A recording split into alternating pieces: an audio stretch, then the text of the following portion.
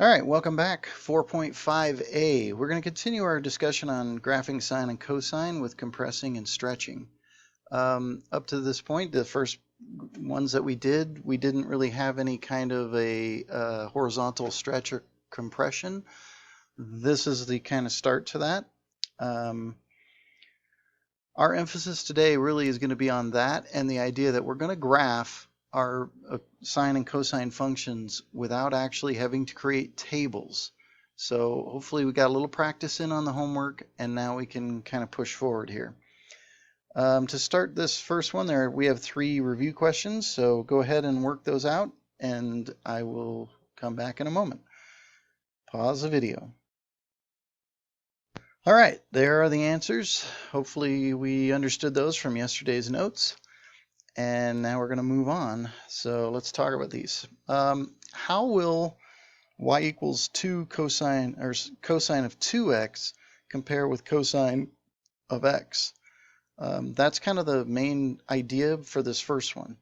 So what we're going to do is we're going to graph each on the trig grid. We want to state the amplitude, the period, the domain, the range, and then we want to work through how to graph this thing. So amplitude. Well, the amplitude in this one is still going to be 1.5. Okay, that didn't change. It's going to be 1.5 times more than it would normally be. The period. That's the thing that is going to change here. And kind of here's the way we would think about this. We're going to set this up. This is my b value right here in the middle. And normally we have a period of 2 pi for sine and cosine. But when you have a b value, you have to divide the b value out in this particular instance. So if I take 2 out of each one of these, then it's going to give me an answer that says this. And what this means is that instead of taking 2 pi to complete one cycle all the way through, it's really only going to take me pi. So what has kind of happened here?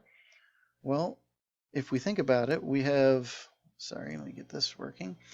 We have actually had a horizontal shrink by a factor of 2. That's really what's going on in terms of how it's going to compare. Okay, realistically, it just takes half the period to get through all of the cycle. That's how we kind of look at these. Now, to find the period, we just found the period. The period was pi. So now I know that that's going to be the case. I know this thing isn't being shifted up or down. I know it's not being shifted left or right. So there's no phase shift. There's no vertical shift. So I know that I'm going to have my midline running straight through the axis. But you always want to kind of start there. We'll explain why. It just gets easier if you start with this idea of the midline here. This is y is equal to 0. And then you use your vertical change, or your phase shift, and then you have a new crosshair, so to speak, and then we can kind of plot points from there. Back to this, our domain, still the same, negative infinity to positive infinity. Our range, well, when we look at this one now, with an amplitude of 1.5, it's telling me that I'm probably going to have to start down 1.5 and go up 1.5. And now this last part is talking about the gap amount. The gap amount for any of these, the gap amount is going to be the period, and we're going to divide that by 4. Now there's a reason we're dividing it by 4. The unit circle is divided into 4 pieces. So we're going to be using that idea of dividing by 4. My graph basically had 4 parts to it. If we think about the graph that we did previous, I won't look at it, but our points went from, in our table, we started at 0, then we went to pi over 2, then we went to pi, then we went to 3 pi over 2, and then we went back to 2 pi. But if you consider it in sections, 0 to pi over 2, that's one section. Pi over 2 to pi, that's the second section. Pi to 3 pi over 2 is the third section, and 3 pi over 2 to 2 pi is the fourth section. So if we take what our period is and we divide it by 4, it should give us the 4 values, or the 5 values total that we needed to plot our points. Now, the only other thing you really need to remember is the following. When you plot a cosine never starts at the 0, 0. Cosine either starts above the midline or below the midline. Okay, sine is different. Sine starts at 0, 0. So wherever we create our new crosshair, that's where we would start at 0, 0. And then sine would either go up or it would go down. So using that idea, that's how we're going to graph this thing. We're going to start by labeling these. Here's this, here's -1 and -2, so I know that's the case. And it's telling me that I have an amplitude of 1.5. And since it's positive, we're going to go up to 1.5. That would be our value. That's how high we would end up doing this. And one way to check it, put in 0. If you put in 0, 2 times 0 is 0, cosine at 0 is 1, 1 times 1.5 is 1.5. The next value that we would use, now it's saying take the period and divide by 4. So if I do that, my gap amount is going to be pi divided by 4. So instead of going pi over 2, I'm going to go pi over 4, which is right here. So my next point would have to reach the midline, and it would have to be at pi over 4. Just a quick check. If I put pi over 4 in for x into the equation, 2 times pi over 4 is pi over 2. That makes 0. So my answer would be 0. Okay, instead of having to do the math, we're just going to use the pattern of cosine and the gap amount to find all of the points we need. The next point I should find should be pi over 4 past this one, which puts me at pi over 2. But this one should be down here at -1.5. How do we test that? Well, if I put pi over 2 in for x into the equation, 2 times pi over 2 is pi. Cosine at pi is -1, and -1 times 1.5 is -1.5. Now, my gap amount, I'm going to use it again. I'm going to go over another pi over 4, but now I know I have to go back to the midline. And then my last one, I have to be above the midline another pi over 4 away. And like I said, you can check any of these. If I put in pi, well, cosine at 2 pi, that's 1, 1.5 again. So here's my picture right here. It is doing something like this. It's just doing it a lot quicker than it was before. But it's still the same. It's still going to be running the same way. Now, I told you guys yesterday that you need to have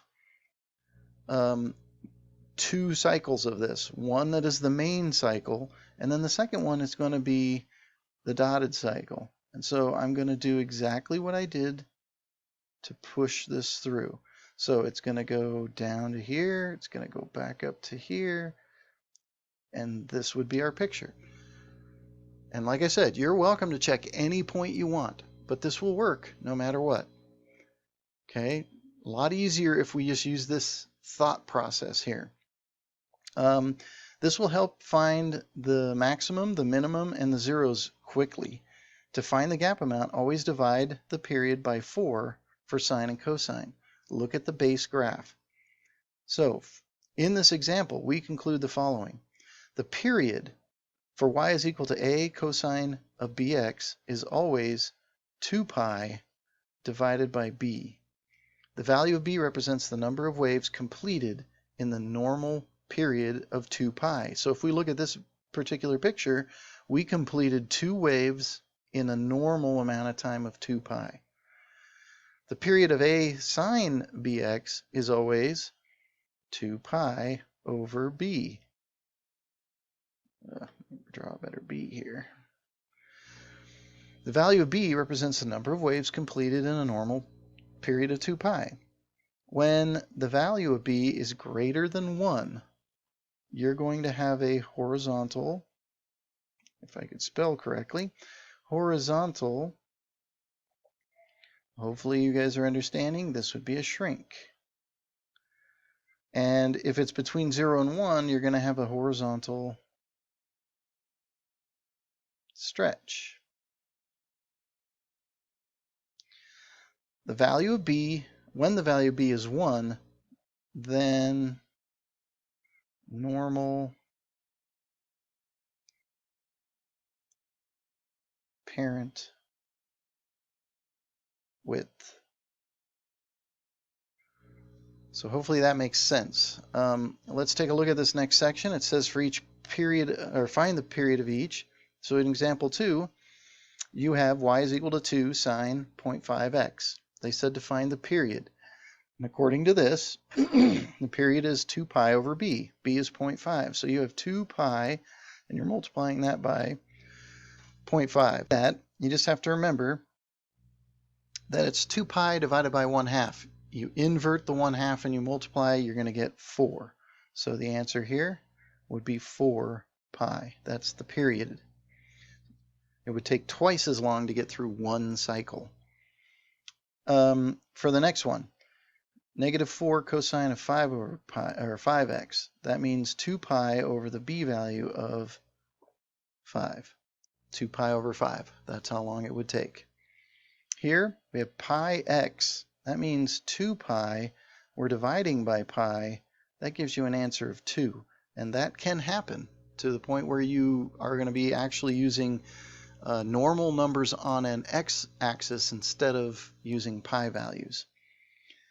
Here we're going to have 2 pi. We're dividing that by the b of 1/3. Invert and multiply. That's 6 pi.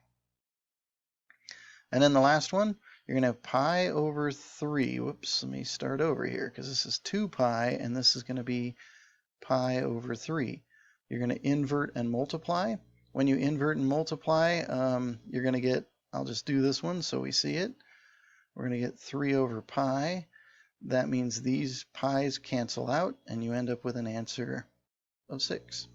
So, easy way to figure out the period for each one of them. And then once you have the period, you can find the gap amount by taking that and dividing by 4. And then draw your picture. So they should go a little bit quicker as we move forward. Looking at this first one, first thing I want to kind of see, it's got a +2 on the end. And what does that tell us? Well, hopefully you understand from before, this is going to get shifted up 2. And when I say you want to start with these, it makes things so much simpler when you start with your phase shift and you start with your vertical shift. Once you know those, the rest of this is pretty straightforward in terms of this. Now, this is a sine function. It's got a negative out front. It's got an amplitude of 1, though. But the negative tells me it's going to go down. And it also tells me this. I can pretty much put my first point here because sine always starts at 0, 0 of your what I would call your new crosshair. So it's always going to start there. And it's telling me it's going to go down first.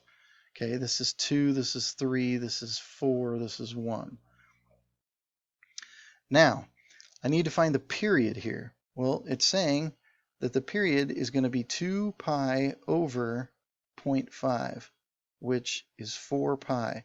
So we have a period of 4 pi. It's going to take us this entire picture to draw it out. Domain, still the same. Our range, well, if our amplitude is 1 and we're starting right here at 2, then we can only go up 1 or down 1. And that means we're going to be everything from 1 to 3. Our gap amount, you take the period, you divide by 4, you get pi. So every pi is where I'm looking for to rotate my picture through. Hopefully this is going to make sense. Here we go. First point from this one has to be below the midline because it's a negative out front, and it's going to be separated by a gap amount of pi. So I have to go over pi and down 1. Here's this picture. Here's this point. Then I have to go over pi again and back up to 0 because that's how this one would actually go. Because remember, I would go down, up, back up through, back down to the midline. However, I can't do that in this picture because I'm out of room on this side.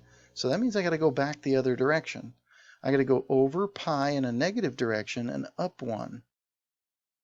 and then I have to go back to the midline another pi. Now, those would be the points that we're going to plot. And this is all just one part of my picture. This is all I can fit in here. Now when we go to do this, this is going to be that situation. I can draw this picture now, but I want you guys to see what's going to happen. So I'm going to plug values in. I'm just going to pick values. I'll pick this one right here at pi. This one's saying when you put a pi in for x, y should equal 1. So I go back here to pi. If I put in pi right here, it's 1/2 times pi, or pi over 2. Sine at pi over 2 is 1. We have a -1 out here, or negative out front, so that makes that -1. And -1 plus 2, hey, what do you know? It gives me 1. I'll use negative pi. If I do negative in here, then that's negative pi over 2. Well, that means sine at negative pi over 2, which is really sine at 3 pi over 2. That makes that -1. Negative makes a plus 1. And 1 plus 2 is 3. And hey, what do you know? The point right here is at 3. So hopefully what you guys are seeing is that you don't need to necessarily do this. If you know your gap amount and you know where you're starting, these should be real easy to graph. This thing should be doing the following. It should be going up through this point, down through this point, back up to this point, whoops, and on its way there. And that's the graph. So hopefully that makes sense and we can do these fairly quickly. Okay, example number 3. In example number 3, we're going to talk about a cosine function. We're going to do the same thing. We're just going to go through and try to figure out all the parts. So amplitude. Number 1, amplitude. We have a 2. We need to find out the period. The period that we're going to be doing is going to be 2 pi, and excuse me, we're dividing by 0.5 pi, or pi over 2. So we got to do the math here. It's going to be 2 pi over 1. We're going to multiply that by, this was pi over 2, so 2 over pi. Pi's are going to cancel, and we're going to be left with a, excuse me, a period of 4. Our domain, that doesn't change. Our range, well, if we think about it, we didn't shift up or down because there was no shifting here, so we're on the normal axis. And if you look at the axis, you should see we have normal numbers now for the y and x axis. We have an amplitude of 2, and it's a negative. So for cosine, cosine does not start on the midline. It starts off the midline, either above or below the midline. And in this case, it would start below the midline at -2. So it's going to be right here. It has a period of 4. So it tells me that I have to go 4 on the x-axis, and then my next point should be found doing that idea. Here, because we're going to go down 2 and we're going to go up 2, it's everything from -2 to 2. And our gap amount, we take our period and we divide by 4. So we have a gap amount of 1. It tells me, instead of what I was saying before, it tells me on the x, I'm going to go over 1, and then that's where my next point should be. Now, keep in mind, cosine has to start, in this case, below the midline. Then it has to go back to the midline. Then it has to go above the midline. Then back to the midline, and then back below the midline. So, if my gap amount is 1, I'm going to go over 1, and it's on 0. My gap amount is 1 again, so I go over another 1, and I'm going to go up 2. Then it's going to come back to the midline, going over 1, and over 1 one more time, back down to here. This is our main function for this one. It's going to do something like this. Hopefully that makes sense to you guys. I'm going to go back in reverse here, so on the midline, off the midline, on the midline, off the midline. Here would be the second piece of this. This is going this way, this is going to go this way. This is our graph. Just so we're clear, let's pick a point so that we can test it and make sure it works. I'm going to pick -2. So I'm looking at this point right here.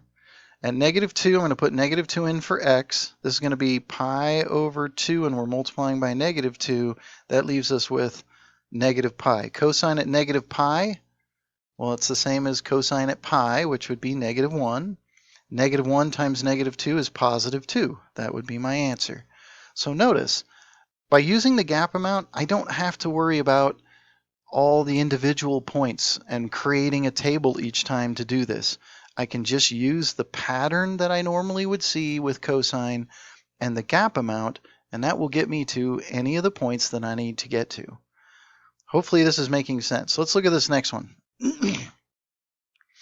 Looking at the next one, there's no plus or minus a number out here, so we're not shifting up or down. There's no phase shift. So we are going to just graph based on that idea. So we're going to look at this first thing. I'm just going to go through this, and we'll go through it fairly quickly. For A, we have a 3. For our period, it's 2 pi, and we're dividing that by the B value, which is 2/3. That means 2 pi over 1 times 3 over 2. Getting rid of this, we have a period of 3 pi. Domain, well, that's not changed, and it's not going to for these graphs, all real numbers. Our range, we didn't move up or down, and our amplitude is 3. So it's everything from -3 to +3. And our gap amount, we're going to take 3 pi and we're going to divide by 4. So our gap amount is 3 pi over 4. A little bit awkward, but not bad. We're going to go up 3, so I know I got to do something like this to make sure I can get up to 3. We'll do the same going down. Here's -3. This is a sine function. Sine always starts where? Well, it always starts in the center. So here's our center. Now, we need our gap amount of 3 pi over 4. Well, where are we going to find 3 pi over 4? Well, if this is pi over 4, then this would be 3 pi over 4. And I know that this one is a +3, so I'm going to start at the 0, 0. I have to be over to 3 pi over 4. I'll write it in here, 3 pi over 4, and up to 3. So something like this. Here's our first point. Then we're going to go 3 pi over 4 again, which is 6 pi over 4, which is actually 3 pi over 2. That takes me back to here. Now, obviously, I can't go back or go forward any farther, so I'm going to use the other part of the graph. It's telling me then that for this one, I got to go to 3 pi over 4, which would be right here, so down to -3. And then at 3 pi over 2, I'm going to be back. There is one complete revolution for sine. It's doing something like this.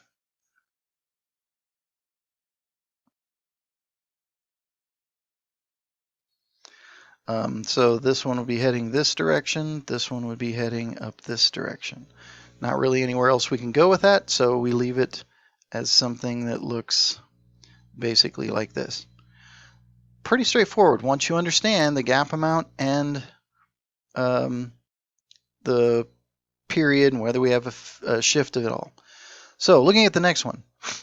The next one is a cosine function. It says down 1. So first thing I'm going to do is add in this. This would be our new crosshair. And tomorrow we'll be adding some phase shifting to this.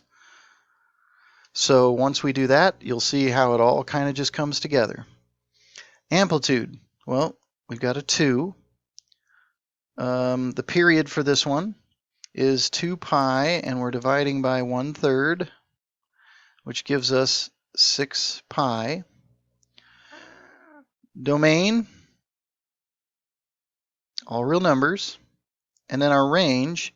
Now, if we start from the new midline here, it's going to go down to 1, 2, and it's going to go up to 1, 2. So it's going to be everything from -1, 2, 3 to +1. -3 to +1. And our gap amount, we take the period and we divide by 4. That gives us 3 pi over 2. So now I'm going to go to my graph. I know that my first point has to be below the line, and it would be below the line by a factor of 2 here. So I go down 1, 2. this would be my first one. Remember, cosine does not start on the 0, 0 of the new crosshair. It starts above or below the midline. And then from this one, it's going to go up through the midline, top out, come back down. We're using 3 pi over 2. So that tells me it's going to go back to the midline at 3 pi over 2, which is right here. And it would continue going upward, but as you can see, 6 pi doesn't fit in our picture. We only have 4 pi in this whole picture if we go from negative 2 pi to 2 pi. So it tells me a lot of this picture isn't going to be seen.